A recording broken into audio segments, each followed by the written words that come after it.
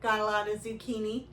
You might want to consider slicing or shredding it, then run it through your dehydrator to create a zucchini powder.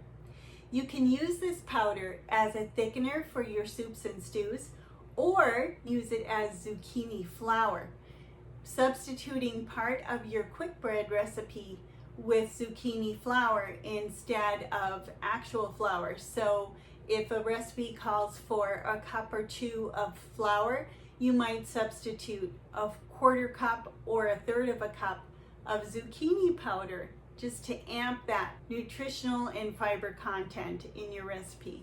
Let me show you the process for making zucchini powder or zucchini flour. This is a variety of yellow zucchini called Goldini, and we're going to be offering it in our seed catalog this next year. So you want to slice it and quarter it so it runs through your food processor easily. I'm going to use my slicer rather than my shredder. I've used both, but I really enjoy the slicer. By the way, this is the same process you would use for making zucchini chips. If you do make zucchini chips, you'll want to season with salt before you dehydrate. For the zucchini powder, no need to season anything. Just lay it out on your dehydrator racks as is. Spread them out evenly in a nice thin layer and add additional racks as needed. Place the cover, set it to 125 for vegetable dehydration, and start it up.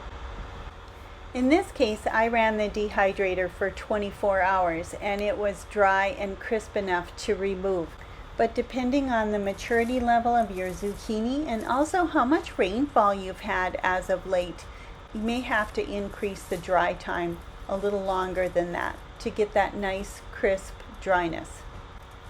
As I said earlier, I like to use the slicer rather than the shredder. It works better with my dehydrating racks, but even so, it does take some time to remove some of these pieces because they tend to curl around the rack. I'm using my bullet smoothie maker to process these chips into powder. It's very quick and easy, although you have to do it in small batches. Loaded and ready to go. I filled the container a little over 3/4 full. There's a lot of air due to the curly nature of the chips. When powdering dehydrated vegetables, I like to use a pulsing process. That way the bigger pieces get incorporated in a little more quickly, in my experience. You can also use a blender if you don't have a personal smoothie maker. I have used a blender as well, but I like to use this because I love the texture. It creates a nice fine powder.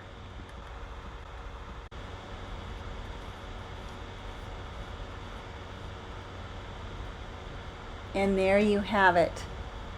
A nice fine powder, ready to be incorporated into your next soup or stew for thickening, or added to your next casserole, lasagna, or in your baking as a replacement for a portion of the flour. So thanks for joining me here in the Farmhouse Kitchen. If you do incorporate zucchini powder in your cooking and your baking, please leave a comment below. We'd love to hear from you. Thanks so much. We hope you found this video useful. If so, please like and subscribe, and we'll see you again next time.